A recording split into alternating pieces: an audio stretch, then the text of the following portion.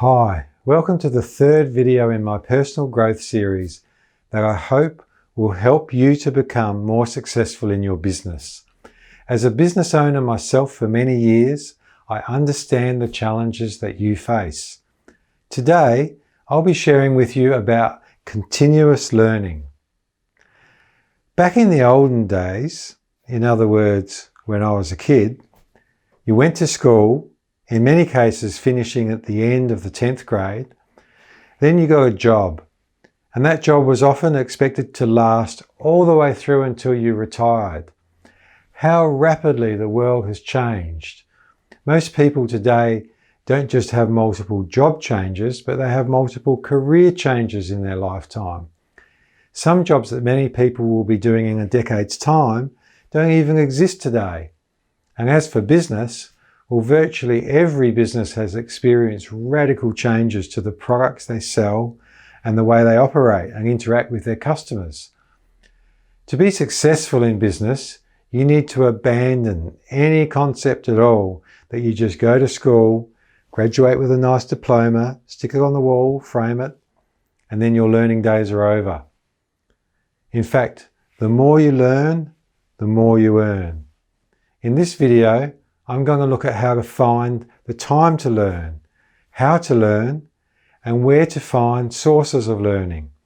I'll also discuss who to learn from and what to learn. So let's start with time.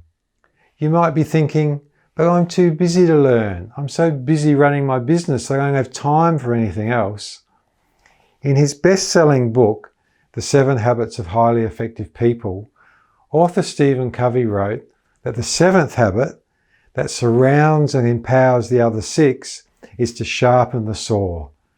That means to take time out to think and learn, as well as to exercise and renew.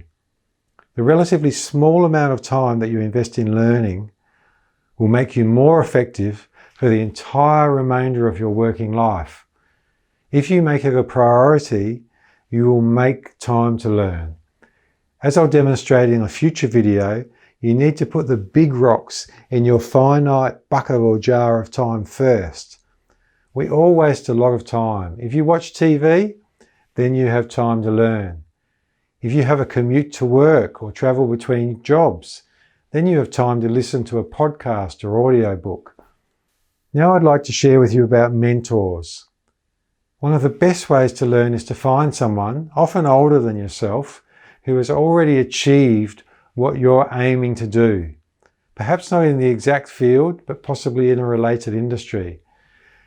You'll be amazed how generous people will be with their time and their knowledge if they find someone who is genuinely interested in learning and who respects their experience. For years I used to keep in touch with the owner of a larger but otherwise similar independent media company to our own.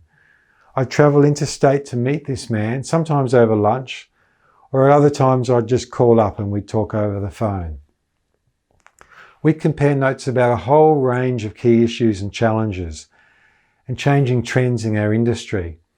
We both found this to be a valuable relationship, but I suspect that I actually got the most out of it. Okay, let's assume that I've successfully convinced you that you need to keep learning. So how should you go about it? For starters, don't just listen or read passively. You need to take notes, whether they're on paper or on an electronic device. Even if you never refer to these notes again, just the process of taking them makes you listen more deeply. If you're in a class or at any sort of seminar or other event, be one of those people sits up the front and asks all the questions that other ones roll their eyes at.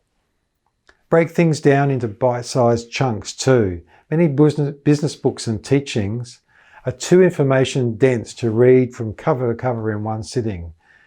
Just like this video series, it's more effective if you don't watch more than a couple in any one sitting. Different people learn differently. You might be a visual person or an audio person or a written word person. Just go with what works best for you. And learn beyond your particular speciality. For example, business biographies can be inspiring, and you can learn from the life experiences of others. Today there are so many sources of information and learning options. Of course, there's still traditional formal training such as an MBA from a university or another formal course, but these days there are so many more ways to learn. You have options ranging from YouTube videos to podcasts, books, audio books, webinars, conferences and seminars, trade shows, business coaching, and more. And don't be afraid to invest money in your education. Surveys have shown that it's one of the most cost-effective investments that you can make. But also do your research before you hand over your hard-earned money. For example, for many years, I've been investing in property and doing renovations and upgrades to these properties. There are so many property gurus out there offering must-do courses that usually run into the thousands of dollars.